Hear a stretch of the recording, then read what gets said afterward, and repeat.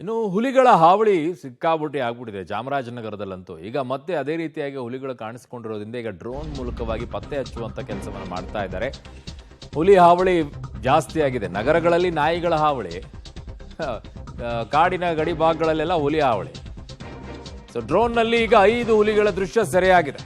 ಅದೇನಾಗ್ತಾ ಇದೆ ಕಾಡಿನ ಒಳಗಡೆಗೆ ಅನ್ನೋದನ್ನ ಅಧಿಕಾರಿಗಳು ಯಾರು ಕೂಡ ಲೆಕ್ಕ ಹಾಕ್ತಾ ಇಲ್ವೋ ಅಥವಾ ಏನೂ ಅರ್ಥನೇ ಆಗ್ತಿಲ್ಲ. ಹುಲಿ ಸಂಚರಿಸಿದ್ದ ಪ್ರದೇಶದಲ್ಲಿ ನಿಷೇಧಾಜ್ಞೆಯನ್ನ ಈಗ ಜಾರಿ ಮಾಡಿದ್ದಾರೆ. ನಂಜೇದೇವನಪುರ, ವೀರನಪುರ, ಉಡಿಗಾಲ ಈ ಎಲ್ಲ ಭಾಗಗಳಲ್ಲೂ ಕೂಡ ಈಗ ನಿಷೇಧಾಜ್ಞೆಯನ್ನು ಹೇರಿದ್ದಾರೆ. ಕಾರಣವೆಲ್ಲ ಓಡಾಡಿರುವಂಥ ಜಾಗಗಳು, ಹಾಗಾಗಿ ಮತ್ತೆ ಅಲ್ಲಿ ಬರ್ಬೋದೇನೋ ಅಂತೇಳಿ. ಅವುಗಳಿಗೆ ಟೆರಿಟರಿ ಇರುತ್ತೆ ಇಂತಿಷ್ಟು ಪ್ರದೇಶಗಳಲ್ಲಿ ಅಂತೇಳಿ. ಅವುಗಳ ಮೂತ್ರಗಳನ್ನು ಸಿಂಪಡಿಸ್ಬಿಟ್ಟು ಒಂದು ಟೆರಿಟರಿಯನ್ನು ರೆಡಿ ಮಾಡ್ಕೊಳ್ತಾವೆ. ಅವು ಒಂದೊಂದು ಹುಲಿಗಳಿಗೂ ಒಂದೊಂದು ಟೆರಿಟರಿ ಇರುತ್ತೆ. ಇವೆಲ್ಲ ಮರಿಗಳಿದ್ದಂಗಿದೆ, ಎಲ್ಲ ಒಂದೇ ಕಡೆಗೆ ಇದ್ದಾವೆ.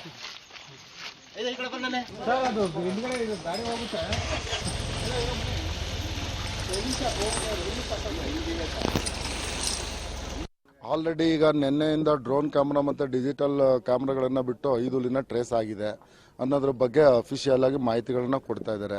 ನನಗೆ ತಿಳಿದು ಬಂದಿರೋ ಮಾಹಿತಿಯ ಪ್ರಕಾರ ಅರಣ್ಯಾಧಿಕಾರಿಗಳು ಒಟ್ಟಿಗೆ 5 ಹುಲಿನ ಸೆರೆ ಹಿಡಿಯೋಕ್ಕಾಗಲ್ಲ.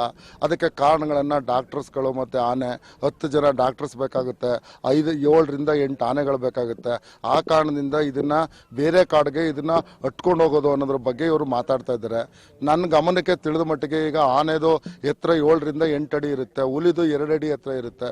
ಇವರು ರಾತ್ರೋರಾತ್ರಿನಲ್ಲೇ ಹುಲಿಗಳನ್ನು ಹಟ್ಕೊಂಡು ಹೋಗೋದಕ್ಕೆ ಇವ್ರಿಗೆ ಕಾಣಿಸುತ್ತೋ ಕಾಣಲ್ವೋ ಆ ಒಂದು ಕಾರಣದಿಂದ